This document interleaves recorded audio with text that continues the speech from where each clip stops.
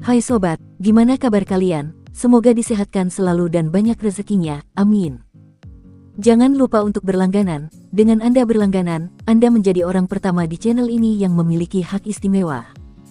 Pada kesempatan kali ini, Sabta Novel akan melanjutkan Tales of Herding Gods episode 1781-1785. Untuk melihat video selengkapnya, sahabat bisa kunjungi playlist yang telah Sabta Novel sediakan. Yuk mari, kita berimajinasi bersama dan masuk ke alur ceritanya.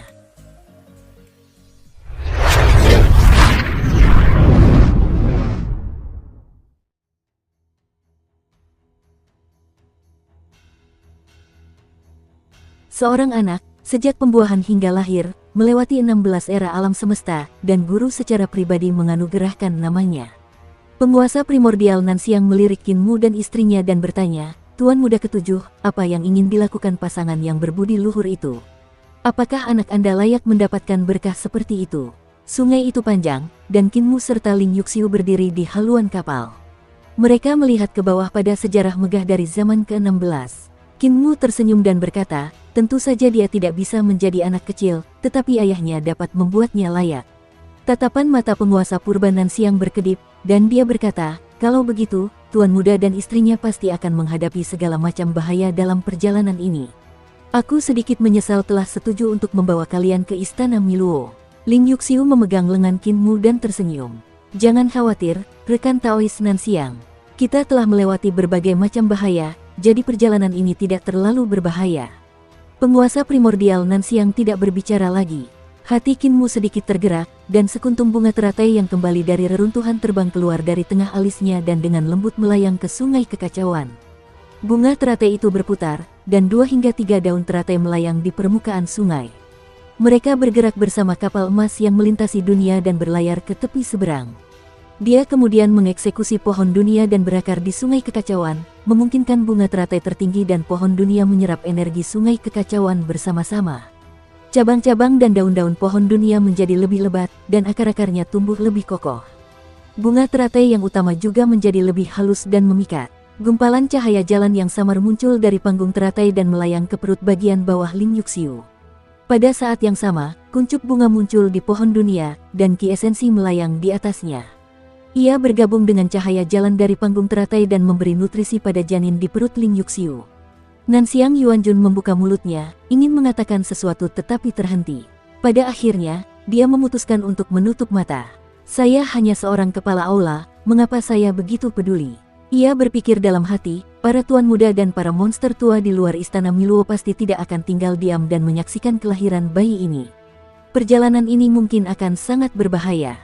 Surga Selatan. Bai Yuqiong menenangkan kekacauan di surga selatan, meningkatkan pendidikan, membuka akademi, dan mengalami pertempuran surga selatan. Bai Yuqiong dan Pangeran Yuming bergabung untuk menerobos pasukan pengadilan surgawi. Sang Ping melarikan diri, dan sisa-sisa pengadilan surgawi mendatangkan malapetaka di mana-mana. Jade dan Pangeran Yuming menghabiskan lebih dari 10 tahun untuk memusnahkan pasukan pemberontak. Namun, masih ada sisa-sisa istana surgawi yang mengintai di surga selatan. Kadang-kadang, akan ada 1 atau 2 pemberontakan, tetapi tidak ada pemberontakan berskala besar. Yang mulia, saya sedang menuju kedamaian abadi untuk menemui Kaisar Yanfeng dan melaporkan situasi pertempuran di surga selatan. Ada banyak hal yang harus dilakukan di surga selatan, terutama pendidikan, yang telah diracuni terlalu dalam oleh api surgawi dan sulit untuk diselesaikan.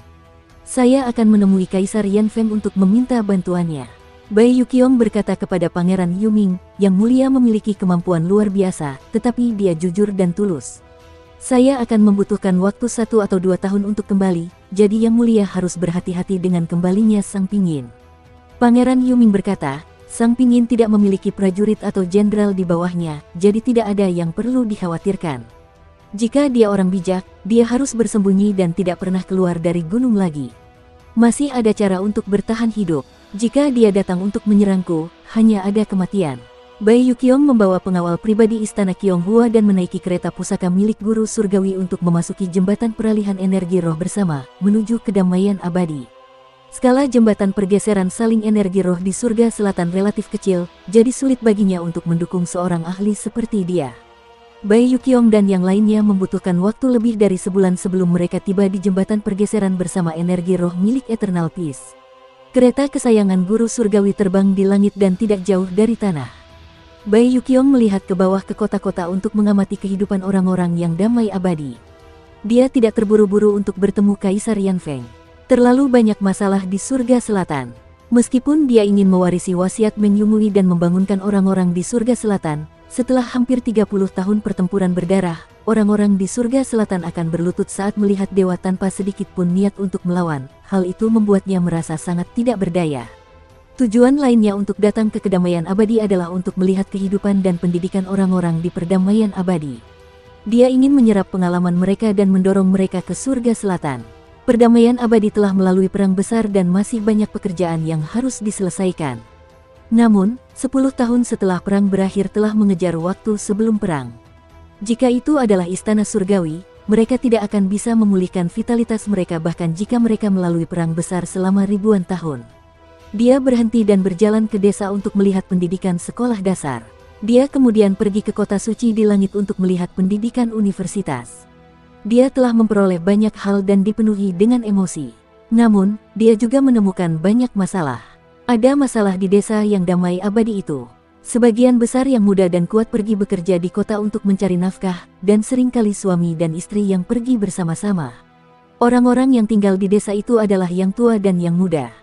Mereka tidak hanya membuat desa kehilangan vitalitasnya, mereka bahkan menciptakan banyak situasi yang kacau. Sekalipun Kaisar Yanfeng telah menyadari masalah ini dan mengutus banyak praktisi seni dewa ke desa untuk mendukung pendidikan dan memberi kompensasi kepada para praktisi seni dewa tersebut, para praktisi seni dewa yang bersedia masuk ke desa tersebut biasanya tidak memiliki prestasi yang sangat tinggi. Mereka yang benar-benar mampu biasanya akan tinggal di kota dewa. Kualitas pendidikan di desa sangat memprihatinkan dan terdapat kesenjangan yang nyata antara pendidikan di desa dan pendidikan di kota. Anak-anak di desa tidak memiliki orang tua yang mendisiplinkan mereka, jadi mereka sering dibesarkan dalam keadaan bebas, yang mana sangat merugikan bagi generasi berikutnya. Bagaimana perdamaian abadi dapat menyelesaikan hal ini? Pada hari itu, ia memasuki sebuah sekolah dasar desa dan melihat bahwa suasana belajar di sana sangat kental. Sekolah dasar ini sangat terkenal di semua desa. Anak-anak di desa itu bekerja keras untuk belajar dan ingin menonjol, yang membuatnya sangat tersentuh. Anak-anak di pedesaan mungkin perlu berusaha 10 kali lebih banyak daripada anak-anak di kota. Mereka membutuhkan 10 atau bahkan 20 tahun lebih lama daripada anak-anak di kota sebelum mereka dapat berdiri sejajar dengan anak-anak di kota. Namun, jalan kenaikan ini tidak terhalang. Ini adalah hal yang baik. Tepat saat dia memikirkan hal ini, dia tiba-tiba melihat seorang dosen muda dari pedesaan. Hatinya sedikit tergerak. Pemuda itu sangat cerdas dan mengajarkan anak-anak tentang kemampuan ilahi. Ia memiliki wawasan uniknya sendiri tentang cara menggunakan kemampuan ilahi. Yang menggerakkan Bai Yuqiong adalah ia merasa akrab dengan dosen muda itu. Belajar adalah tentang menggunakan. Jika Anda belajar dan tidak menggunakannya, maka itu hanya membuang-buang waktu. Ada jalan dari belajar ke menggunakan, dan itu disebut berpikir. Dosen muda itu berbicara dengan yakin, dia cukup berwawasan. Berpikir, tidak disarankan untuk menghafal rune dengan cara dihafal. Anda perlu memikirkan prinsip-prinsip setiap rune, prinsip-prinsip kombinasi rune, dan kemudian memikirkan dao yang terkandung di dalamnya. Dengan begitu, akan jauh lebih mudah. White Jade menunggu dengan tenang. Tak lama kemudian, bel berbunyi dan dosen muda itu keluar sambil membawa buku di tangannya. Bai Yuqiong menghentikannya dan berkata sambil tersenyum, "Rekan Taois, saya telah mendengarkan ceramah Anda dan memperoleh banyak wawasan. Bakat dan pemahaman Anda luar biasa, jadi mengapa Anda tetap di sekolah dasar ini untuk mengajar? Anda pasti akan memiliki masa depan yang lebih baik jika Anda pergi ke kota besar." Dosen muda itu tahu bahwa wanita itu adalah orang penting saat melihat betapa mewah dan luar biasanya wanita itu. Dia tidak bersikap seperti budak atau sombong, katanya, "Saya lahir di sini dan punya perasaan terhadap kampung halaman saya. Tentu saja, saya akan kembali setelah saya mencapai sesuatu di kota ini. Saya berencana untuk mengajar lebih banyak orang dan membantu mereka keluar dari desa. Tapi kamu mungkin terlambat. Kamu bisa memiliki masa depan yang lebih baik." Bai Yuqiong bertanya, "Jika kau bersedia, aku bisa membawamu ke Sangjing. Di sanalah kau bisa menunjukkan bakatmu." Dosen muda itu menggelengkan kepalanya dan menolaknya. "Meng Ziyun, ayo berangkat." Seorang dosen melambai ke arah pemuda itu dari jauh. Dosen muda itu meminta maaf dan berjalan cepat. Meng Ziyun, Bai Yuqiong memperhatikan kepergiannya dan baru sadar kembali setelah waktu yang lama. Dia menaiki kereta surgawi dan melihat Meng Ziyun dari jendela. Dia berkata dengan suara rendah, "Apakah itu kamu? Kakak senior Meng, Cuyer, berikan aku segenggam tanah." Seorang pengawal pribadi segera mengambil segenggam tanah dari tanah dan mengirimkannya ke kereta. Bai Yuqiong mencubit tanah untuk membuat dupa dan menyalakan dupa tersebut. Asap mengepul dan berubah menjadi sosok bangsawan bumi berkepala 3 dan berlengan 6, Qin Fengqing, yang menguasai 6 jalur reinkarnasi. Bai Yuqiong menyapanya dan berkata, "Hitungan bumi, tolong bantu aku menyelidiki asal-usul seseorang." Qin Fengqing, yang terbuat dari asap, membuka matanya dan berkata dengan dingin, "Dalam pertempuran ini, 6 jalur berputar dan memengaruhi asal-usul banyak kehidupan baru. Tidak mudah untuk menyelidikinya. Saya tidak bisa bias atas nama Kaisar Selatan." Bai Yuqiong buru-buru berkata, "Demi putriku dan penguasa alam binatang." Qin Fengqing berkata tanpa daya, "Itu tidak akan terjadi lagi." Bai Yuqiong menghela napas lega dan memintanya untuk menyelidiki Meng Ziyun. Setelah beberapa saat, Qin Fengqing berkata, "Menyumui dari pengadilan surgawi telah menderita di Yudu selama 31 tahun. Dia memurnikan tubuh api karma dan bereinkarnasi ke dalam keluarga Meng. Dia sekarang berusia 18 tahun. Hati Bai Yuqiong sedikit bergetar saat dia bergumam, "Itu benar-benar dia, mengapa dia tidak mengenaliku?" Demi menegakkan keadilan, semua ingatan orang yang bereinkarnasi akan dihapus. Ingatannya dari kehidupan sebelumnya telah terbakar habis dalam api karma. Qin Fengqing berubah menjadi asap dan menghilang. Suaranya berasal dari Yudu, "Kaisar Selatan, kamu tidak diizinkan untuk mengganggunya dan membangkitkan ingatannya. Jika tidak, kamu akan melanggar aturan Yudu. Aku sangat kejam dan tidak pernah menunjukkan belas kasihan." Bai Yuqiong tertegun cukup lama sebelum dia tiba-tiba mendorong kereta kesayangannya itu dan bergegas keluar, dengan cepat tiba di depan Meng Ziyun. Meng Ziyun menatapnya dengan heran dan menunjukkan ekspresi bingung. Bai Yuqiong menyerahkan gulungan namanya kepadanya dan berkata sambil tersenyum, "Saya Bai Yuqiong dari Surga Selatan. Jika rekan Taois Meng pergi ke Surga Selatan atau Sangjing di masa mendatang, Anda dapat mencari saya." Meng Ziyun menerima undangan itu dan Bai Yuqiong berbalik untuk pergi, sambil merasa sangat gembira di hatinya. Setelah sebulan kemudian, dia akhirnya sampai di Eternal Peace Sangjing. Yan Yunxi dikirim oleh Kaisar Yan Feng untuk menyambutnya dan mengundangnya ke ibu kota. "Yang mulia tahu berita kedatangan Anda dan menebak tujuan perjalanan Anda. Dia telah memerintahkan 30.000 praktisi seni ilahi untuk menuju Surga Selatan. 30.000 praktisi seni ilahi dapat membuka 100 sekolah dan perguruan tinggi. Bagaimana mungkin 100 cukup?" Giok Putih Giok Giokyong bertanya seperti singa dan mengacungkan jarinya. "Paling tidak, kamu harus membuka 100.000 sekolah dan perguruan tinggi. Master Surga Zizi, jangan lupa bahwa kamu menyamar sebagai seorang pria saat itu dan berbohong kepadaku selama puluhan ribu tahun. Kamu berutang padaku." Yan Yunxi sudah kembali mengenakan pakaian wanitanya. Ketika mendengar itu, dia berkata tanpa daya, "Setelah perang besar, Eternal Peace tidak memiliki begitu banyak tenaga kerja. Sekarang desa yang riang dan dunia terapung berwarna merah terang telah bergabung menjadi Eternal Peace, mereka sangat kekurangan tenaga kerja. Jika aku memberikanmu Surga Selatan, pendidikan Eternal Peace akan hancur. Kamu harus mengatasinya terlebih dahulu." Dia pernah berbohong kepada Bai Yuqiong tentang perasaannya di masa lalu, jadi dia tahu dia salah. Namun, sekarang kedamaian abadi tidak dapat menyisakan tenaga, tidak ada yang bisa dia lakukan. Bai Yuqiong berjalan berdampingan dengannya, tiba-tiba, dia berkata, "Aku bertemu dengan Celestial Master Meng setelah dia bereinkarnasi. Dia baik-baik saja sekarang dan memiliki karir serta cita-citanya sendiri. Dengan kebijaksanaannya, dia akan memiliki prestasi yang berbeda dari kehidupan sebelumnya di masa depan. Aku mendengar tentang insiden dengan Zuocha. Apakah kamu mencarinya?" Ekspresi Yan Yunxi menjadi gelap saat mendengar ini. "Petani setelah reinkarnasinya tidak menyukaiku." Bai Yuqiong tercengang. Dia menutup mulutnya dan mencibir. "Zixi, kamu juga punya hari ini." Yan Yunxi menatapnya tajam dan berkata tanpa daya, "Dia memang bodoh. Tapi jangan khawatir, cepat atau lambat dia akan menyukaiku." Bai Yuqiong terbangun dan bertanya, "Bagaimana kau tahu keberadaan reinkarnasi Zuocha?" Pangeran Bumi Qin Fengqing berkata bahwa dia tidak memihak dan tidak memihak. Dia omong kosong. Giok Putih Giok Giok dan Yan Yunxi datang ke istana kekaisaran di ibu kota. Kaisar Yan Feng juga sangat sibuk mengurusi urusan politik. Meskipun pengadilan surgawi telah hancur, kekuatannya sangat besar. Bahkan ketika mati, ia tidak membeku. Dari waktu ke waktu, sisa-sisa pengadilan surgawi akan menimbulkan masalah di mana-mana. Terlebih lagi, pengadilan surgawi sudah mati, dan surga tidak memiliki seorang pun yang memerintah mereka. Mereka semua memiliki gagasan mereka sendiri tentang posisi kaisar surgawi. Bai Yuqiong berkata, "Yang mulia, tanpa pemimpin, kekacauan pasti akan terjadi. Saat ini, kedamaian abadi berkuasa di dunia asal dan merupakan pemimpin surga, jadi kekuatannya adalah yang terbesar. Jika Yang Mulia dapat mengambil langkah maju, kekacauan di surga akan berangsur-angsur mereda. Jika Yang Mulia tidak mengambilnya, kekacauan di surga akan terus berlanjut dan menjadi semakin intens. Itu bukan berkah dari semua dunia." Kaisar Yanfeng berkata, "Saya mengerti apa yang dikatakan oleh Master Surgawi Bai. Namun, dunia adalah milik umum. Jika saya memanggil Kaisar Surgawi sebagai Kaisar Surgawi, itu berarti saya menggunakan senjata umum untuk kepentingan pribadi.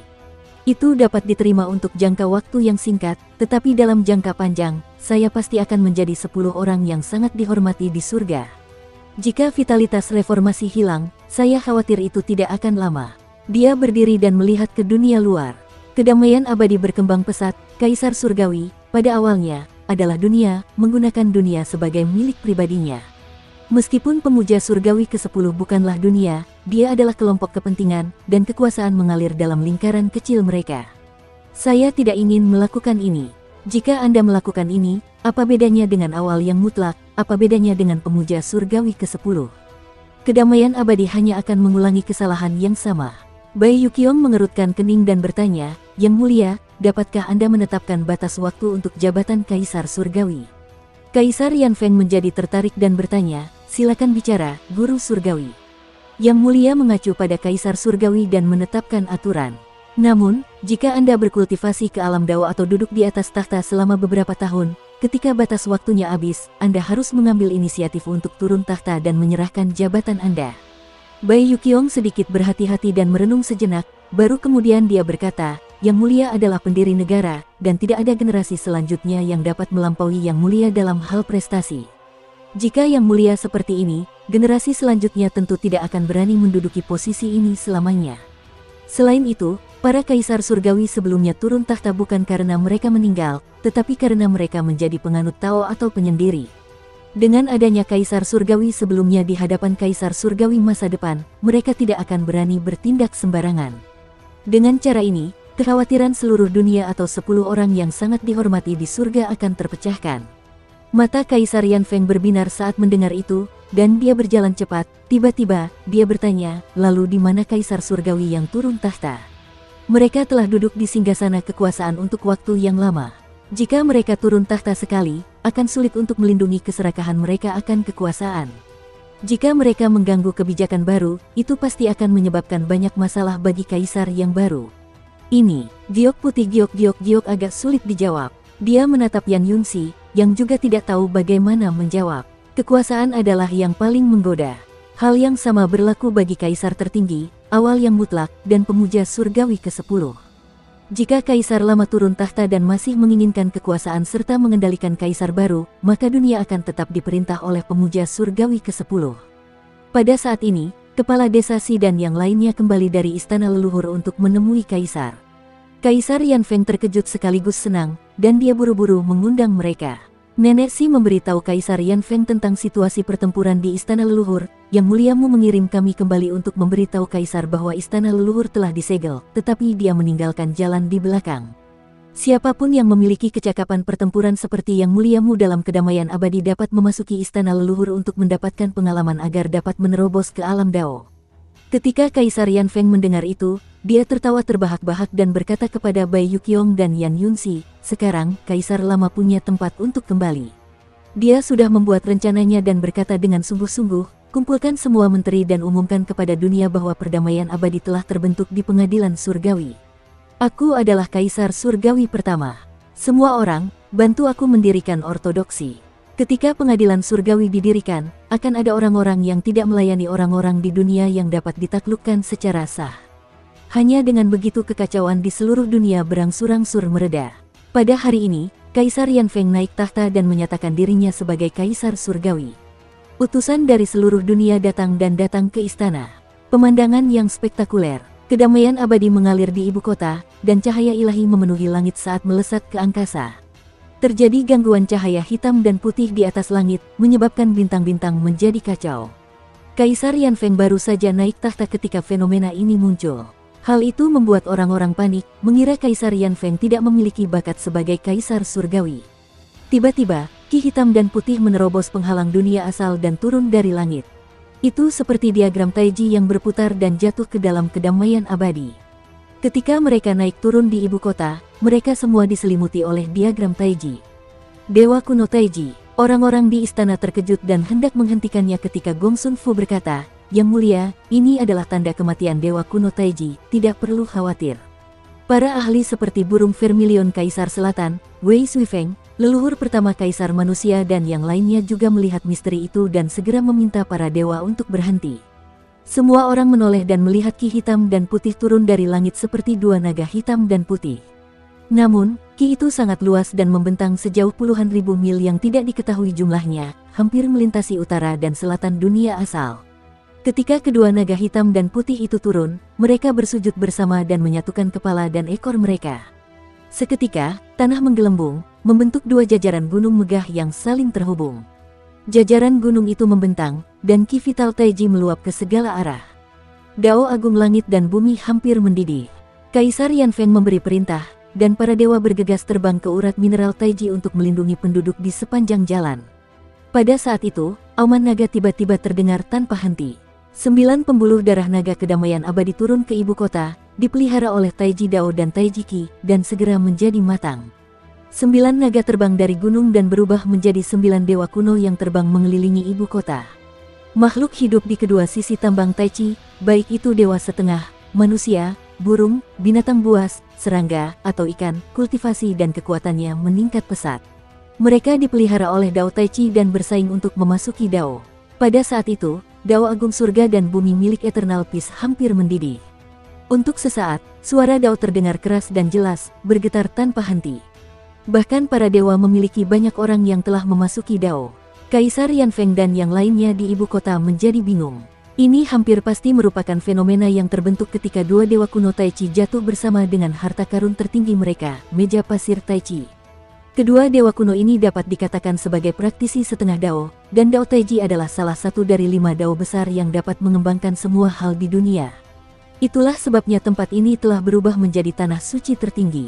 Namun, mengapa dewa kuno Taiji tiba-tiba meninggal? Pertarungan antara kedua dewa kuno ini dan Taisi telah berlangsung lama. Dapat dikatakan bahwa mereka adalah dewa kuno yang paling sulit dibunuh, dan serangan apapun dapat dengan mudah diselesaikan oleh mereka. Ketika Kaisar Yanfeng dan yang lainnya memimpin pasukan dewa dan iblis perdamaian abadi kembali ke dunia asal, pertempuran antara Taisi dan dewa kuno Taichi masih berlangsung. Kaisar Yanfeng dan para ahli lainnya pernah secara pribadi membunuh jalan mereka ke langit untuk membantu Taisi, tetapi yang membuat mereka ngeri, mereka menemukan bahwa semuanya sama saja tanpa mereka. Tak ada serangan mereka yang mampu melukai dewa kuno Taichi. Bahkan saat makhluk mengerikan seperti Qin Fengqing menggunakan roda surgawi 6 jalur, mereka sama sekali tak mampu melukai kedua dewa kuno itu. Kali ini, bahkan leluhur Dao telah bergerak, tetapi ia telah menderita kekalahan besar dalam hal aljabar.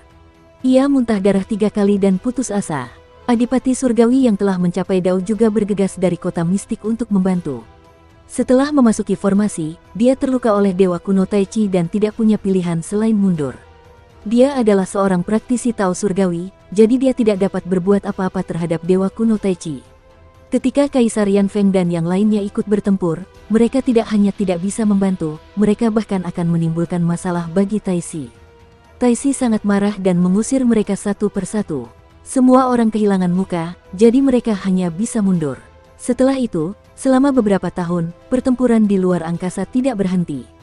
Jika dihitung waktu, pertarungan antara Taisi dan Taichi sudah berlangsung lebih dari 20 tahun. Mungkinkah Taisi telah membunuh dua dewa kuno Taichi? Kaisar Yanfeng dan yang lainnya mengangkat kepala dan melihat ke atas. Mereka melihat cahaya yang berkilauan di luar angkasa dunia asal, seperti danau hijau yang mengambang di luar angkasa. Danau hijau itu seperti cermin, memantulkan ratusan keadaan semua makhluk hidup di dunia asal.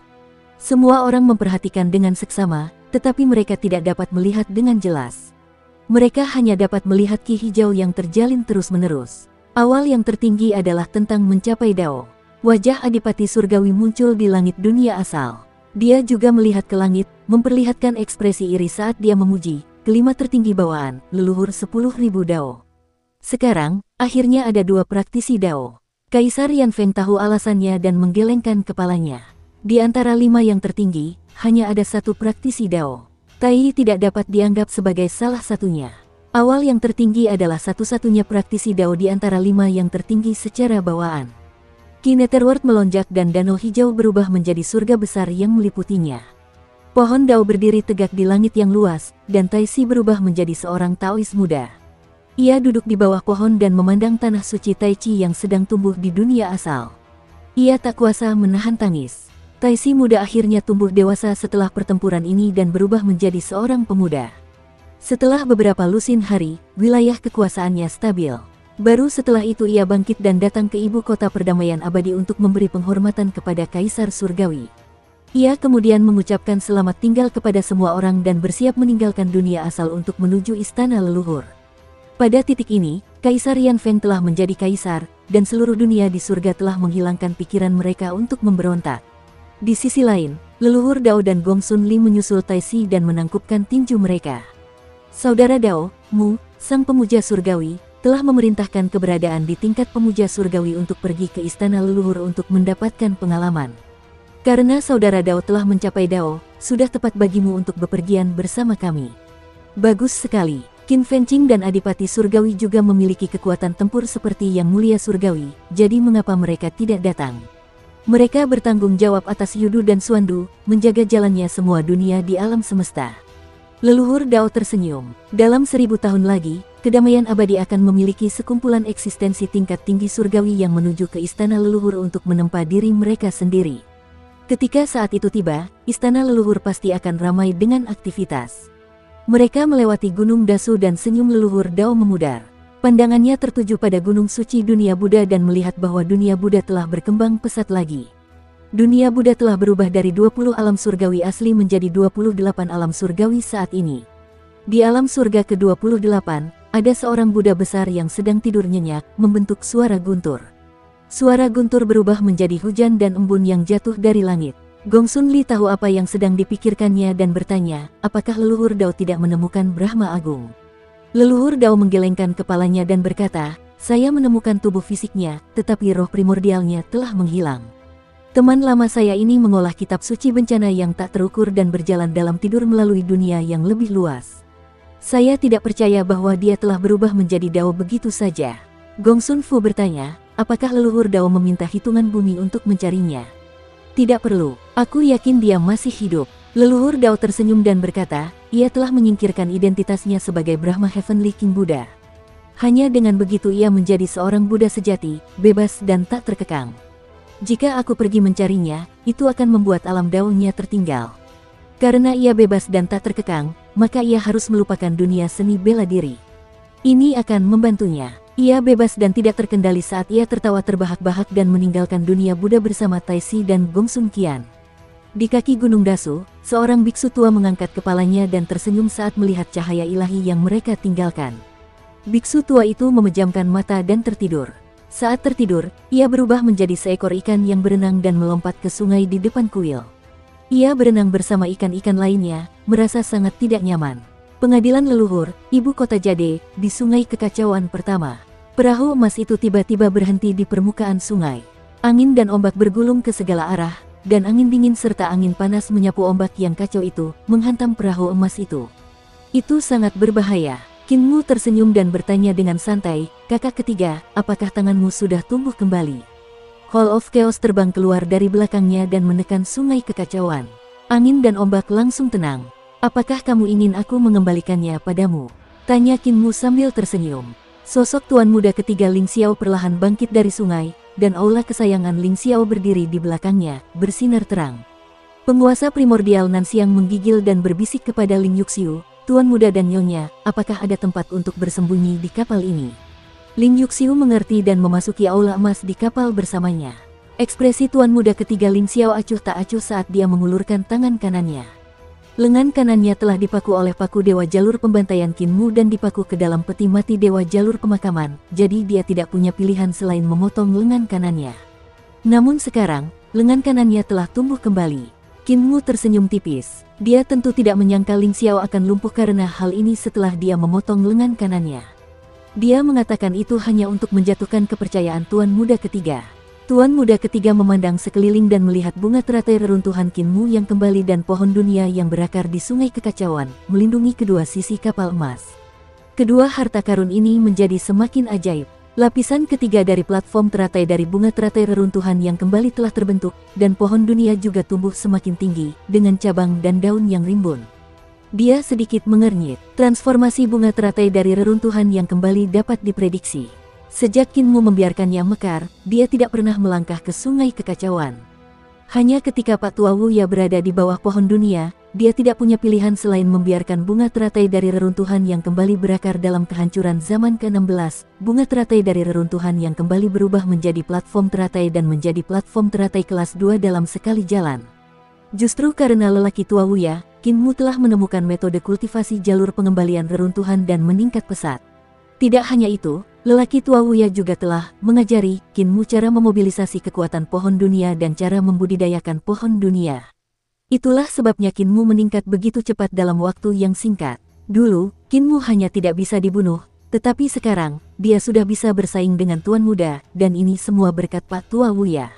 Wuya terlalu sombong. Tuan Muda Ketiga Ling Xiao berkata dengan acuh tak acuh, dulu dia pikir dia bisa mengendalikan guru, tetapi kemudian, dia pikir dia bisa mengendalikan Tuan Muda Istana Miluo, tetapi dia terus menabrak tembok. Sekarang, dia mencoba mengendalikanmu, tetapi pada akhirnya, dia menderita kerugian besar. Dia mungkin masih tidak tahu seberapa baik dia mengajarimu. Perkataannya tak dapat menahan rasa iri. Kinmu merasa seperti angin musim semi menerpa wajahnya saat mendengar itu dan merasa sangat bangga. Tuan Muda Ketiga Ling Xiao mengganti topik pembicaraan. Kalau begitu, anak ketujuh, kamu sudah memurnikan pohon dunia kecil milik Pak Tua Wuya, kan? Kinmu menggelengkan kepalanya dan bertanya dengan heran, mengapa kau berkata begitu, saudara ketiga? Kau tidak tahu tentang Hall of Chaosku. Itu sangat berbahaya, dan jika aku melangkah masuk, aku pasti akan jatuh ke dalam malapetaka kehancuran. Beraninya aku masuk. Baiklah, saudara ketujuh, biasanya kamu hanya memanggilku saudara ketiga, tetapi tiba-tiba kamu mengganti namamu menjadi saudara ketiga, jadi aku tahu kamu berbohong. Hanya mereka yang memiliki niat jahat yang akan bersikap baik kepada musuh mereka. Tuan Muda Ketiga Ling Xiao berkata dengan acuh tak acuh, kamu memiliki platform Lotus of Returning Ruins, jadi kamu bisa mengapung di sungai kekacauan. Kamu tidak perlu khawatir akan jatuh ke dalamnya. Semudah membalikkan tanganmu untuk mengambil kembali pohon dunia kecil yang ditekan di Hall of Chaos. Dengan kemampuanmu, memperbaiki pohon dunia kecilnya tidak lagi menjadi masalah. Dia tersenyum bangga dan berkata dengan kedua tangan di belakang punggungnya, bahkan jika kau memurnikan lelaki Tua Wuya dan menyimpannya untuk dirimu sendiri, kau tidak akan menjadi tandinganku. Kau dapat menggunakan senar sitar untuk mengancam saudara keempat, tetapi kau tidak dapat mengancamku. Apa hubungan hidup dan mati Hao denganku? Dukung terus channel YouTube Sabta Novel. Kinmu tertawa terbahak-bahak, dan mata ketiganya terbuka. Tatapannya tertuju padanya saat dia berkata dengan acuh tak acuh, itulah sebabnya aku tidak menggunakan nyawa Hao untuk mengancammu.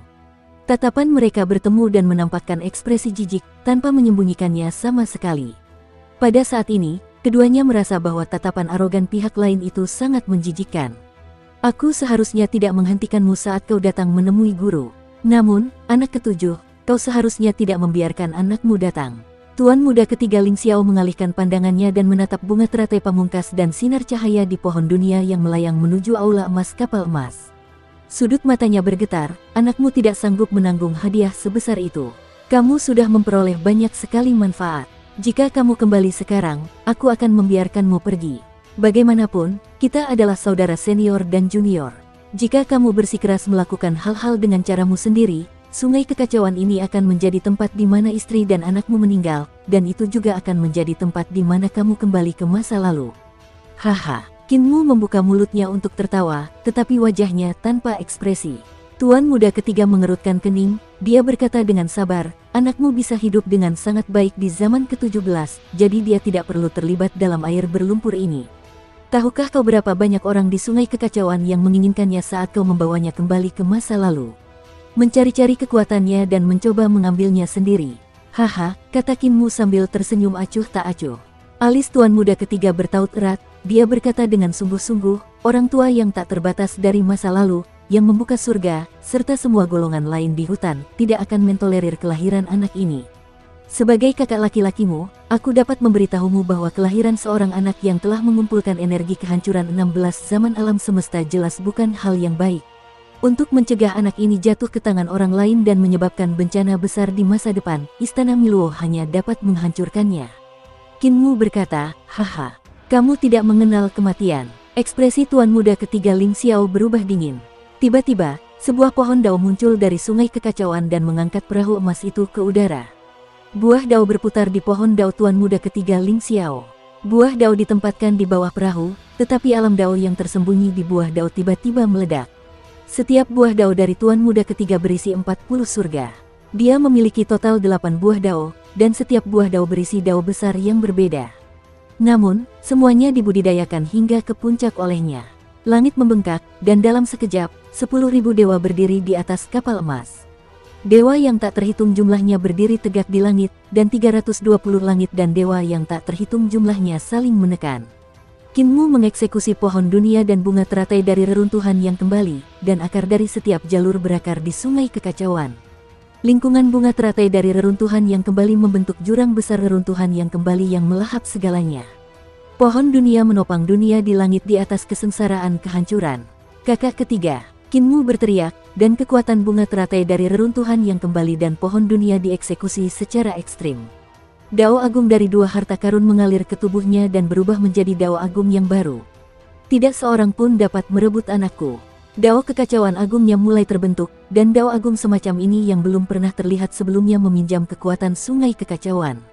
Di bawah eksekusinya, gelombang sungai kekacauan tiba-tiba menjadi tenang, dan sungai yang bergelombang itu tampaknya telah berhenti. Kekuatan bencana kehancuran zaman ke-16 melonjak gila-gilaan ke arah Qin Mu, dan dia memobilisasinya, mengubahnya menjadi kekuatan yang dapat menghancurkan dunia. Ledakan, aula kekacauan terbuka, dan saat pintu aula terbuka, seakan-akan sungai kekacauan itu akan menarik seluruh sungai kekacauan ke dalam aula dan tumpang tindih dengan 16 sungai di aula. Saat aku menjadi dao, suara Qin Mu bergetar, dan bergema di langit di atas bencana kehancuran. Bencana kehancuran zaman ke-16 akan menjadi sumber kekuatanku. Dao besarku akan melintasi zaman ke-16. Ekspresi tuan muda ketiga Ling Xiao berubah drastis. 320 surga yang telah diubah oleh buah dao miliknya ternyata berpotensi runtuh. Para dewa di surganya hancur satu demi satu dan meledak satu demi satu, berubah menjadi gumpalan ki kekacauan.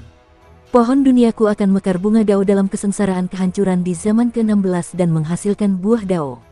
Qin Mu mengeksekusi jalur kekacauan, dan kesengsaraan kehancuran bersiul di sungai panjang, berputar di sekitar pohon dunia dan bunga teratai lubang pembuangan.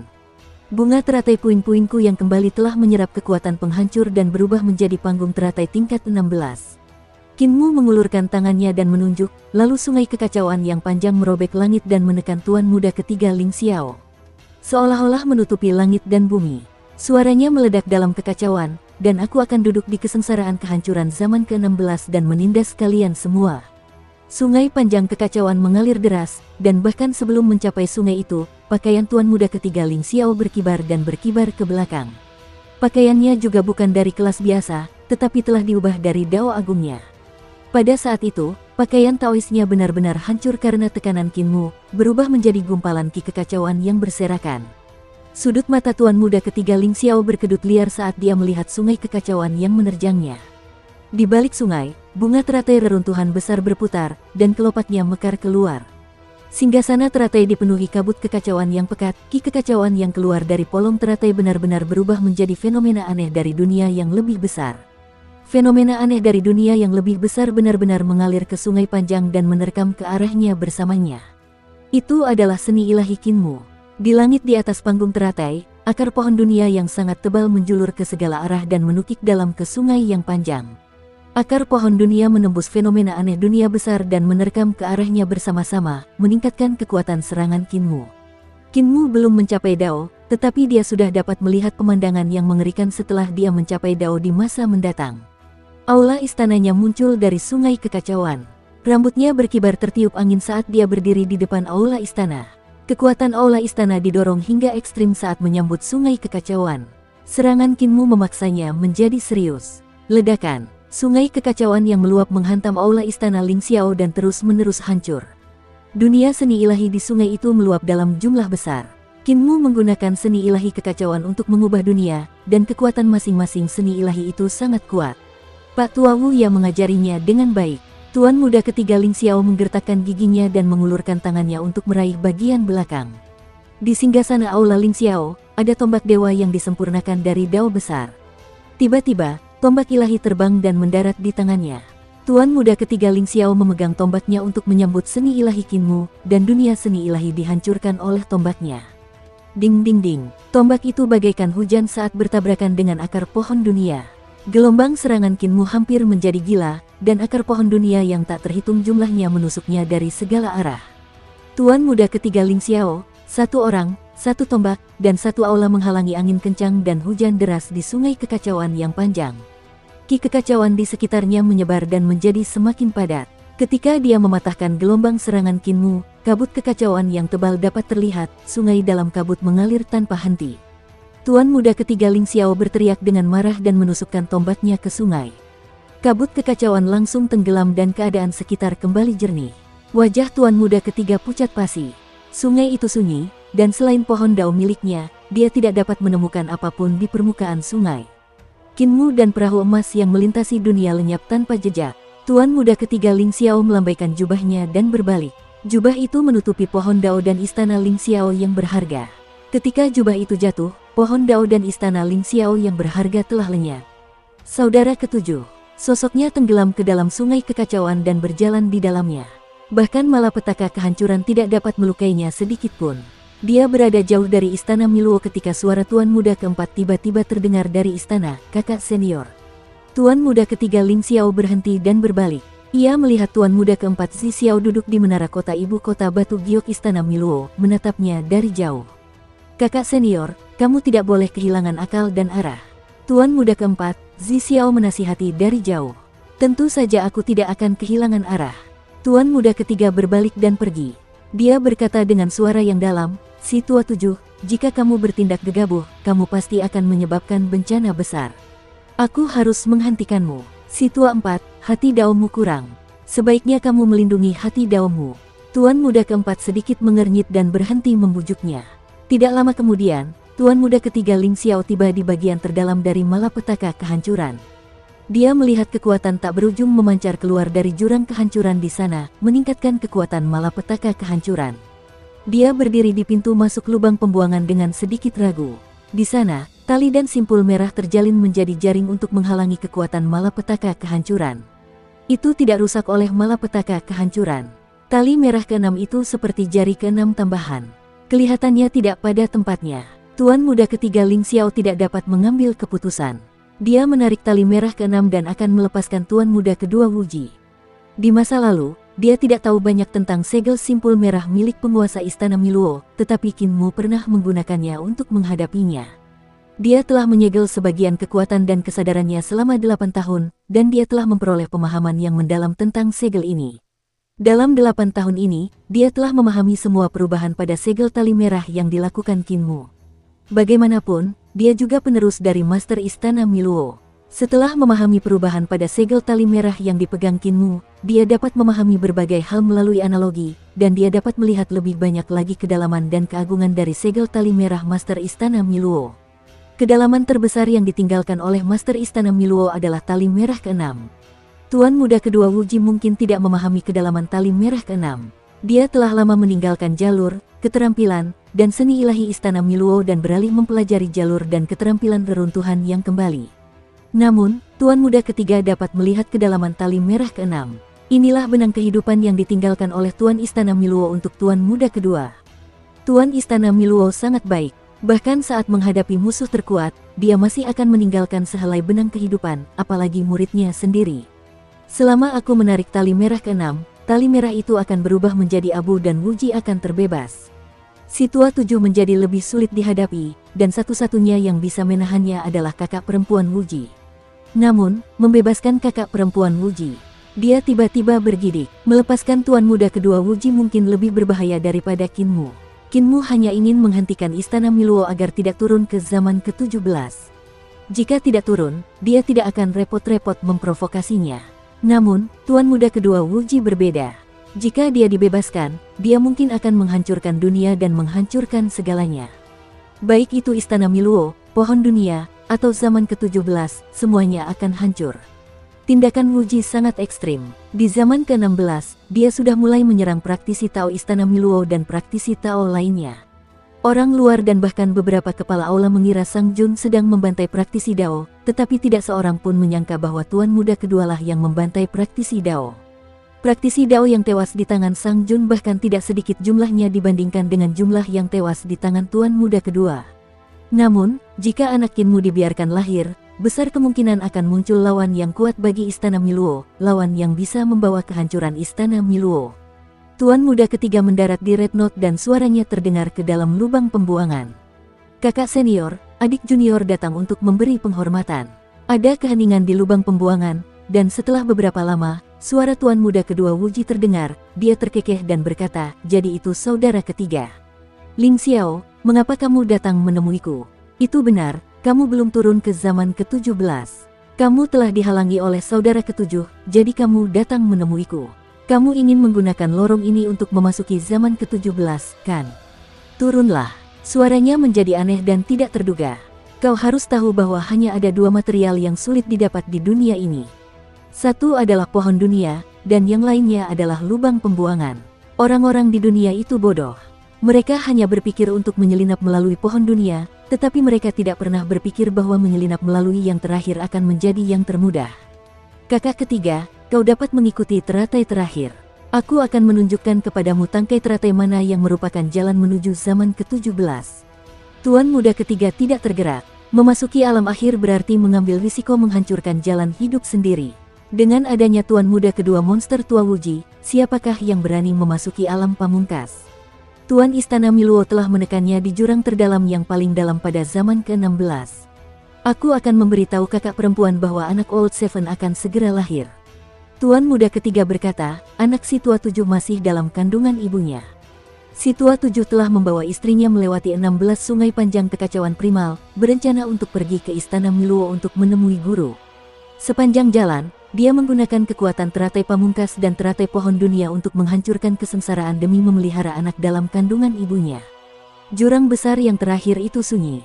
Setelah sekian lama, suara tuan muda kedua Wuji terdengar. Si tua tujuh sedang bermain api. Apakah dia mencoba membesarkan anaknya menjadi anak dari semua era alam semesta? Omong kosong. Tuan muda ketiga berkata, kakak senior, jika anak ini lahir, maka nasib 16 alam semesta sebelumnya pasti akan terkumpul di zaman ke-17.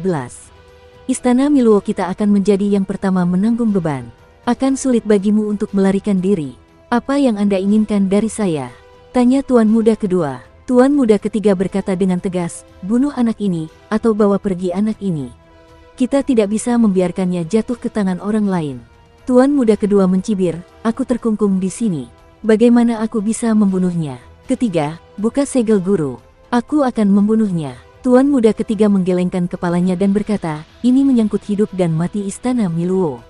Apa hubungannya denganku? Tuan muda kedua berkata dengan dingin. Ekspresi tuan muda ketiga Ling Xiao sedikit berubah. Dia berkata dengan sabar, ini juga ada hubungannya dengan nasib lubang pembuangan. Anak ini lahir dari esensi kesengsaraan kehancuran. Saat dia tumbuh dewasa, dia akan terus menyerap kekuatan lubang pembuangan dan akhirnya menguapkan lubang pembuangan sepenuhnya. Apa hubungannya denganmu? Tuan muda kedua terkekeh.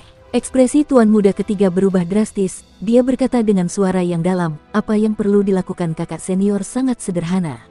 Yaitu memobilisasi kekuatan lubang pembuangan sehingga si tua ketujuh tidak dapat memobilisasi sungai kekacauan. Aku akan pergi ke belakang sungai kekacauan untuk menghentikannya. Aku harus membunuh anak itu. Sebagai balasannya, dia ragu sejenak dan menggertakkan giginya. Aku akan membantu kakak perempuan senior membuka kunci rune di segel guru sehingga kekuatanmu bisa bocor keluar. Jurang besar lubang pembuangan itu sunyi. Setelah waktu yang lama, suara tuan muda kedua Wuji terdengar. Dia tersenyum dan berkata, kalau begitu, satu rune. Selama kamu membuka satu rune, aku akan membantumu sehingga si tua ketujuh tidak dapat meminjam kekuatan apapun dari sungai kekacauan. Namun, si tua ketiga, kamu harus berpikir jernih. Kamu akan menjadi semakin lemah ketika kamu kembali ke kehancuran alam semesta di masa lalu. Kamu bukanlah kekacauan primal. Ketika kamu kembali ke masa lalu, kamu akan memiliki basis kultivasi dari kehidupan masa lalu. Aku khawatir kamu tidak sebanding dengan saudara ketujuh. Ling Xiao dengan hati-hati mengukur simpul merah itu dan dengan hati-hati menghapus jejak rahasia. Dia berkata dengan suara yang dalam, selama saudara ketujuh tidak dapat meminjam kekuatan apapun dari sungai primal chaos, dia bukan tandinganku. Kakak senior, aku telah melakukan apa yang aku janjikan padamu. Sudah waktunya bagimu untuk memenuhi janjimu. Silakan pergi ke zaman ke-15. Di sana, dia tidak akan bisa meminjam kekuatan apapun. Mendengar ini, semangat tuan muda ketiga Ling Xiao menjadi sangat bersemangat. Dia segera berdiri dan pergi. Tidak lama setelah dia pergi, seberkas kekuatan pamungkas meluap dari tempat rune Hong Meng hilang, berubah menjadi rune pamungkas kecil untuk mengisi kekosongan. Tanggul 1000 li hancur oleh sarang semut. Rune ini adalah awal pelarianku. Tuan muda ketiga Ling Xiao memasuki bencana kehancuran zaman ke-15 dan segera merasakan kultivasinya anjlok. Ada dirinya yang lain dalam bencana kehancuran zaman ke-15. Dia telah memasukinya dan dirinya yang lain telah menghilang, tetapi kultivasinya tetap pada tingkat yang sama dengan dirinya yang lain. Hal ini sangat merugikan baginya. Tetapi jika Kinmu tidak dapat meminjam kekuatan apapun dari bencana kehancuran, maka Kinmu jauh dari lawannya. Tuan muda ketiga bersemangat mengejar kapal emas itu. Kapal emas itu sudah terlihat, dan Kinmu masih meminjam kekuatan lotus reruntuhan dan pohon dunia untuk menyerap kekuatan malapetaka kehancuran yang dahsyat untuk memperkuat dirinya sambil memelihara anaknya yang belum lahir. Tepat saat tuan muda ketiga hendak menyusul, dia tiba-tiba berhenti. Dia melihat seorang pria jangkung dan tegap dalam malapetaka kehancuran yang hebat. Pakaiannya compang camping, dan dia tampak seperti kerangka yang tak terkendali. Dia berdiri di depan istana yang berharga, memukul genderang perangnya dan bernyanyi dengan murah hati. Tai Wei memadatkan alam semesta kekaisaran, Yao Guang Zhengshan County. Matahari Kui bersinar dengan cahaya sejarah, Perdana Menteri itu indah untuk didengar. Lai Han membangun istana abadi, membuka surga untuk membuat istana yang berharga. Ibu kota surgawi membuka surga. Tuan muda ketiga Ling Xiao terkejut. Ia melihat hutan bakau muncul di tengah kiamat di kejauhan. Bencana besar itu sangat besar dan dahsyat, menghancurkan segalanya. Namun, hutan bakau itu rimbun dan hijau. Daun-daun merah menyala terang, dan sangat rimbun. Di mana Dewa Ilahi? Di mana Tai? Di sebelah timur surga seperti pohon dengan naga obor di bawahnya. Di tengah hutan, seorang perempuan berbaju merah bernyanyi dengan lantang. Siapakah yang akan memenggal kepala tuan muda dan menuju ibu kota surga di tengah malapetaka ini? Tuan muda ketiga Ling Xiao mencibir. Di tengah musibah itu, sebuah perahu kecil lain hanyut. Ada seorang nelayan tua dengan perut buncit, menyebabkan buritan perahu kecil itu terangkat tinggi. Haluan perahu kecil itu hampir tenggelam dalam musibah itu. Nelayan tua gemuk itu memegang tongkat pancing dan memancing di sungai panjang kekacauan purba.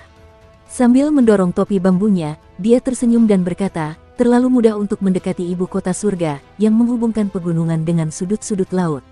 Awan putih melihat ke belakang, dan kabut biru masuk dan tidak melihat apa-apa.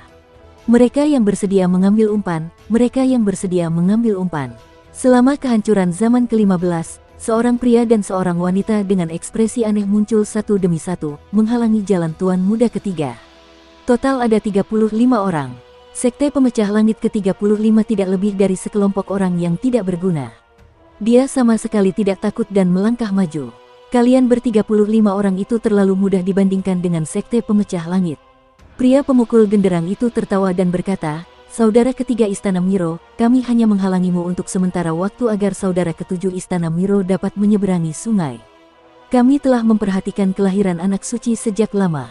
Tuan muda ketiga Ling Xiao menyerbu ke depan. Para anggota perkumpulan pembuka surga segera bergerak dan mengepungnya untuk bertarung. Tuan muda ketiga memang sangat gagah berani. Dia memaksakan jalan berdarah dan memaksa anggota Heaven Opening Society mundur. Dia sangat lelah hingga terengah-engah. Namun, ketika dia berjuang keluar dari pengepungan, dia melihat bahwa kapal emas yang melintasi dunia telah menghilang. Dia tiba di zaman ke-14 dan melompat ke sungai. Tingkat kultivasinya sedikit lebih rendah, tetapi dia masih mengejar kapal emas yang melintasi dunia dengan sekuat tenaga. Fraksi pemecah langit memperlakukan anak saudara ketujuh sebagai anak suci, jadi mereka tidak akan menyerang saudara ketujuh di jalan. Sebaliknya, mereka akan melindunginya. Ini agak rumit, matanya berbinar, dan faksi pemecah langit tidak beranggotakan 35 orang, melainkan 36 orang. Yang paling kuat dan menakutkan adalah orang ke-36, yaitu Blasphemer. Tepat saat dia memikirkan hal ini, sebatang pohon persik tiba-tiba muncul di depannya dari kiamat. Pohon itu membuka kiamat, dan betapapun dahsyatnya kekuatan kiamat, pohon itu tidak dapat mengguncang pohon persik itu sama sekali. Di bawah pohon persik, seorang wanita mendongak untuk mengagumi bunga persik. Ekspresinya dingin dan jernih. Penghujat ibu kota surga, Tuan muda ketiga Ling Xiao berhenti dan ekspresinya serius. Sang penghujat di bawah pohon memetik ranting persik dan mencium bunga persik itu. Ia berkata dengan suara rendah, hal yang begitu indah hanya terbentuk dari energi. Tidakkah menurutmu itu aneh? Dia berbalik. Itu adalah Ling, seorang pendeta surgawi yang dikirim kembali ke alam semesta masa lalu oleh Tuan muda kedua. Anakmu, kau tidak bisa menyentuhnya.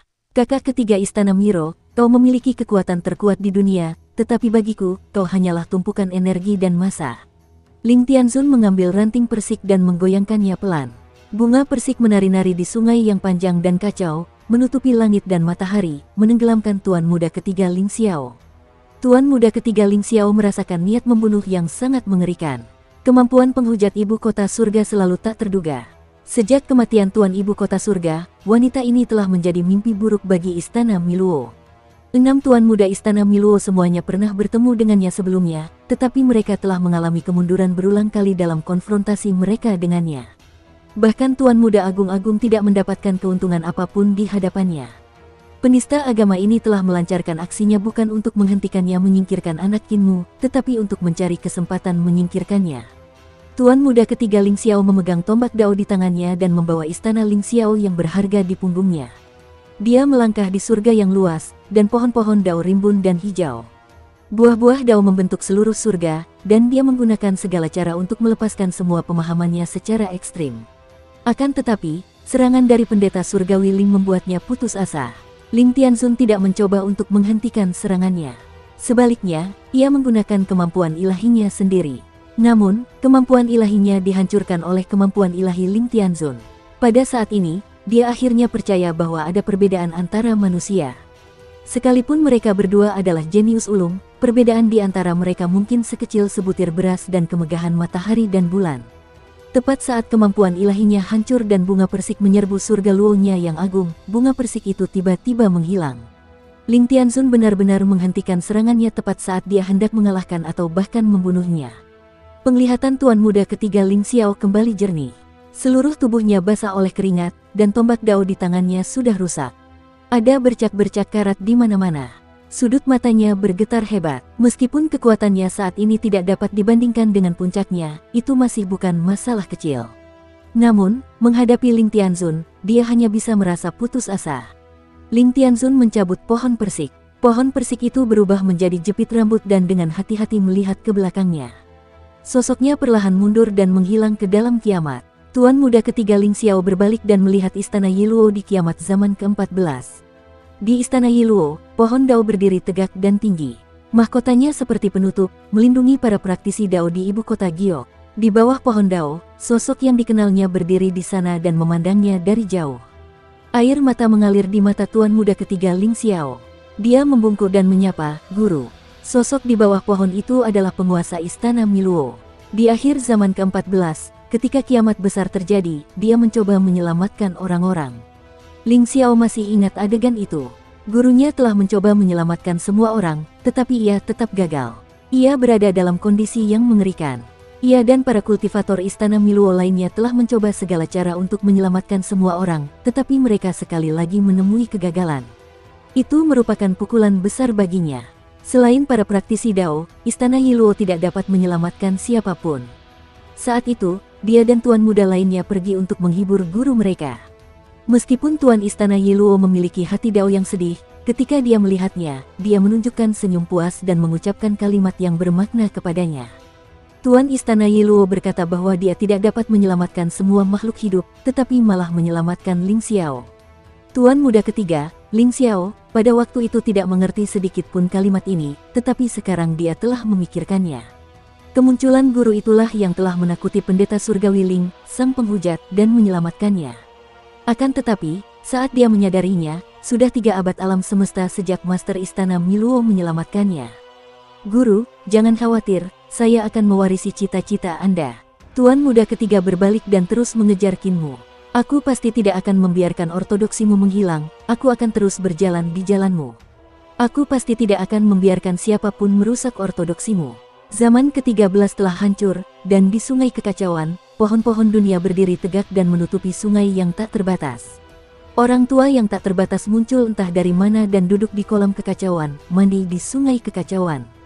Tubuh lelaki tua itu gemuk dan telanjang bulat. Tubuhnya putih, dan dia berendam di kolam kekacauan, menggosok lumpur. Itu sangat menarik perhatian. Ekspresi tuan muda ketiga Ling Xiao menjadi suram, dan dia mengangkat tangannya untuk menutupi matanya. Dia tidak ingin ternoda. Saudara ketiga dari Istana Miluo, aku baru saja melihat tetua ketujuhmu. Pak Tua Wu yang mengusap lumpur itu, dia terkekeh dan berkata, aku membiarkannya pergi. Anak dalam perut istrinya belum tumbuh dewasa. Aku melihat bahwa anak ini akan sangat berguna di masa depan, jadi aku membiarkannya pergi dan diam-diam menunggu kedatangan anak suci. Mengapa kau harus begitu gigih? Haruskah kau mengambil nyawa anak suci? Hati tuan muda ketiga bergetar ketika dia berkata dengan suara rendah, apakah kamu orang tua yang tak terbatas dari era ke-17? Pak tua yang tak terbatas berdiri dari kolam kekacauan. Tuan muda ketiga buru-buru menutup matanya sekali lagi dan berkata dengan dingin, kamu seorang senior. Jaga sopan santunmu. Pak tua yang tak terbatas perlahan mengenakan pakaiannya, dia terkekeh dan berkata, pakaian hanyalah beban yang diciptakan oleh kalian makhluk aneh. Apa bedanya memakainya dan tidak memakainya? Kakak ketiga Istana Miluo, jika kau bisa kembali ke masa lalu, mengapa aku tidak bisa? Dao agungku adalah sesuatu yang tidak bisa kau pahami. Aku bisa kembali ke era alam semesta manapun di masa lalu. Alam semesta lahir dariku, bukan aku. Ini adalah pohon dunia, dan ini adalah aku. Kedatangan anak suci adalah peristiwa besar. Tidak peduli apapun, aku harus terlibat. Tuan muda ketiga menunggunya mengenakan pakaiannya sebelum menurunkan tangannya yang menutupi matanya. Dia berkata dengan acuh tak acuh, ketika kamu kembali ke zaman ke-13, kekuatanmu telah sangat berkurang. Kamu mungkin tidak dapat menghentikanku. Aku akan menganggapmu sebagai senior, jadi aku tidak akan membuatmu kehilangan muka. Jika kamu minggir, kamu masih bisa menyelamatkan mukamu. Lelaki tua tak terbatas itu tertawa terbahak-bahak. Sebelum tawanya mereda, tuan muda ketiga sudah menyerbu dan tidak menyia-nyiakan kata-kata lagi dengannya. Keduanya bertarung di sungai kekacauan purba. Setelah jangka waktu yang tidak diketahui, lelaki tua tak terbatas itu tiba-tiba menghilang tanpa jejak. Suaranya datang dari suatu tempat yang tidak diketahui. Saudara ketiga Istana Mikrov, aku belum pulih dari luka-lukaku. Aku tidak akan berdebat denganmu. Tuan muda ketiga Ling Xiao kelelahan. Ia membangkitkan semangatnya dan bergegas maju. Aku benar-benar tidak bisa membiarkan saudara ketujuh membawa anak itu menemui guru. Ia datang ke alam semesta epoch ke-12 dan rasa sakit di tubuhnya langsung menghilang. Kultivasi dan kekuatannya juga telah kembali ke kondisi puncaknya dari epoch ke-12. Ia menyingkirkan kemundurannya sebelumnya dan berpikir dalam hati, tidak ada yang akan menghentikanku sekarang, kan? Di belakangnya, hanya ada 4 buah dao yang tersisa di pohon dao. Namun, aula daunnya masih ada. Selama aula daunnya masih ada, dia akan tetap menjadi tuan muda ketiga Istana Miluo, sebuah eksistensi yang telah mencapai pencapaian tertinggi dalam jalur, keterampilan, dan seni ilahi. Di sungai kekacauan pada zaman ke-12, seorang raksasa memegang kapak dan menunggunya. Ekspresi tuan muda ketiga Ling Xiao sedikit berubah. Raksasa itu terlalu mudah. Musuh lama ini seharusnya Kinmu yang telah menemukan akarnya ketika dia lewat dan memintanya untuk keluar dari gunung untuk menghentikannya. Old Seven, kamu benar-benar licik. Tuan muda ketiga Ling Xiao tertawa terbahak-bahak. Tombak dao miliknya terlalu mudah diarahkan langsung ke raksasa itu, jadi dia dengan berani menyerang ke depan. Ketika dia memanjat ke tepi seberang dengan luka di sekujur tubuhnya dan melompat ke sungai kekacauan sekali lagi, luka-lukanya menghilang sekali lagi. Dia mengenakan tubuh zaman ke-11 dan mengejar ke depan. Buah dao lainnya hilang dari pohon daonya. Hatinya perlahan tenggelam. Jika Kinmu memasuki sungai kehancuran zaman ke-10, sesuatu yang besar akan terjadi, dan pertempuran antara ibu kota surga dan Istana Miluo akan berlangsung selama 3 era alam semesta. Kalau ia sudah memasuki zaman ke-10, tubuh jasmaniahnya sudah tidak dalam kondisi puncak lagi. Pertarungan sengit antara Tiandu dan Istana Miluo telah menyebabkan luka-luka daunnya mengganggunya selama 3 kalpa alam semesta. Pada saat itu, akan sulit baginya untuk menjaga Qin Mu tetap hidup. Dan orang yang meninggalkan luka-luka daunnya tidak lain adalah penghujat Tiandu, Ling yang sangat dihormati di surga. Alasan dari semua ini adalah kematian guru Tiandu di zaman ke-7. Jika Qin Mu berhasil lolos ke zaman ke-6, istana harta karun Ling Xiao miliknya pasti sudah lenyap. Saat itu, dia hanya akan memiliki 1 buah dao dan sama sekali tidak akan sebanding dengan Qin Mu. Di era ini, aku harus meninggalkan yang lama, apapun yang terjadi. Kalau tidak, peluangnya akan semakin kecil. Dia berlari maju dengan sekuat tenaga dan akhirnya berhasil menyusul kapal emas yang melintasi dunia itu saat hendak mendarat. Tuan muda ketiga melolong panjang dan bergegas menuju kapal itu. Ketika Qin Mu melihatnya bergegas, dia segera mengeksekusi lotus reruntuhan yang kembali dan pohon dunia dalam upaya untuk memobilisasi kekuatan untuk menghancurkan malapetaka besar. Namun, sungai Chaos tidak goyah sama sekali. Ini buruk, jantungnya sedikit bergetar dan tubuhnya langsung melayang. Ia menendang dan mendarat di buritan perahu emas. Perahu emas itu melaju ke depan dengan suara keras dan memasuki kabut kekacauan. Kakak ketiga, selalu saja ada orang lain yang menghentikanmu sebelumnya. Kaki Qin Mu mendarat di platform teratai lubang pembuangan dan mengerahkan seluruh kekuatannya. Ki vital dan rune kekacauan primordial berubah menjadi dao besar yang berubah menjadi pedang kekacauan di tangannya. Pedang itu melonjak dengan energi saat dia menjentikkan pedang dan berkata, "Sekarang giliranku untuk menghentikanmu." Tuan muda ketiga mengangkat tombaknya, dan ujung tombak itu mendarat di belakangnya dan menusuk ke dalam sungai kekacauan. Langkah kakinya menjadi semakin cepat, dan ujung tombak itu membelah permukaan sungai kekacauan, berubah menjadi 2 gelombang besar yang terbang ke samping. Sinar cahaya di istana Ling Xiao miliknya bagaikan awan warna-warni, yang semakin lama semakin intens. Nan Xiang, bunuh istri tuan muda ke-7. Suara daunnya terdengar. Di atas perahu emas penyeberangan dunia, Nan Xiang Yuan Jun mendengar suaranya dan agak ragu-ragu. Ling Yuxiu mencibir, "Kakak Nan Xiang tidak ingin menyinggung tuan muda ketiga, dia juga tidak ingin menyinggung suamiku. Kamu bisa berpura-pura tidak mendengarnya." Ketika Dewa Purba Nan Xiang mendengar itu, dia tersenyum. Nyonya adalah orang yang luar biasa, tidak heran tuan muda ke-7 akan menikahi Nyonya. Dia hanya berpura-pura tidak mendengar kata-kata tuan muda Ling Xiao dan mengobrol serta tertawa dengan Ling Yuxiu. Ledakan. Tuan muda Ling Xiao dan tuan muda Qin Mu bertabrakan di sungai yang panjang, menimbulkan gelombang yang menerjang. Mereka mengejar kapal emas itu dan menabrak buritan, menyebabkan kecepatan kapal emas itu meningkat. Nyonya tidak khawatir dengan tuan muda ke-7. Nan Xiang bertanya dengan rasa ingin tahu sambil melihat perut bagian bawahnya yang membuncit. Ling Yuxiu tersenyum. "Mengapa aku harus khawatir? Istriku adalah tuan muda ke-7 istana Miluo. Karena dia adalah tuan muda ke-7, tidak mungkin dia akan mati di sini. Kalau tidak, bagaimana dia bisa menjadi tuan muda ke-7? Nan Xiang tidak dapat menahan diri untuk berkata, tuan muda ketiga tidak perlu membunuh tuan muda ke-7. Dia hanya perlu menjatuhkan tuan muda ke-7 ke sungai kekacauan dan membiarkannya kembali ke zaman ke-10. Pada saat itu, tanpa perlindungan tuan muda ke-7, Nyonya akan berada dalam bahaya. Jika memang begitu, yang dalam bahaya bukanlah kita, melainkan tuan muda ketiga." Ling Yuxiu tersenyum tipis. Nan Xiang tidak mengerti. Tepat pada saat ini, perahu emas meninggalkan sungai kekacauan di zaman ke-10 dan memasuki sungai di zaman ke-9, memasuki kekacauan purba yang luas. Suamiku belum menjadi tuan muda ke-7. Dia sekarang adalah pemuja surgawi. Ketika dia terlempar ke alam semesta masa lalu, dia akan mencapai Dao dan menjadi tuan muda ke-7. Ling Yuxiu menjelaskan, setelah menjadi Dao, kekuatan suamiku pasti akan melampaui semua tuan muda. Dia jelas merupakan eksistensi yang membuat tuan muda ketiga merasa takut. Jika aku adalah tuan muda ketiga, aku pasti tidak akan memberinya kesempatan untuk menjadi Dao saat ini. Petik 2. Nan Xiang menggigil. Ketika dia menoleh ke belakang, dia tidak bisa melihat situasi pertempuran di era ke-10. Bahkan fluktuasi kemampuan ilahinya tidak dapat ditransmisikan ke sini. Tidak lama kemudian, aura yang luar biasa pekat tiba-tiba muncul dari balik kapal emas itu. Ekspresi Nan Xiang sedikit berubah, dan dia melindungi Ling Yuxiu di belakangnya tanpa berpikir. Dia menoleh ke belakang dengan gugup dan berkata dengan suara rendah, "Nyonya, masuklah ke aula emas dan sembunyi." Di belakang kapal emas itu, ki kekacauan melonjak, dan sesosok tubuh tinggi muncul lalu menghilang saat dia mendekati kapal emas itu. Ling Yuxiu tiba-tiba menghela napas lega dan tidak bersembunyi di aula emas. Sosok itu berjalan dari lapisan kabut yang kacau. Sosok itu tidak lain adalah Qin Mu. Seluruh tubuhnya berlumuran darah dan ada luka di sekujur tubuhnya. Dia memegang pedang kekacauan di tangannya dan niat membunuhnya meluap. Di belakangnya, Lotus Platform dan World Tree yang terakhir juga hancur berkeping-keping. Jelas bahwa pertempuran di sungai pada zaman ke-10 itu luar biasa sengit.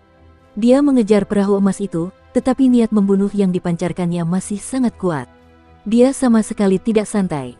Astaga, sungai primal chaos terbelah.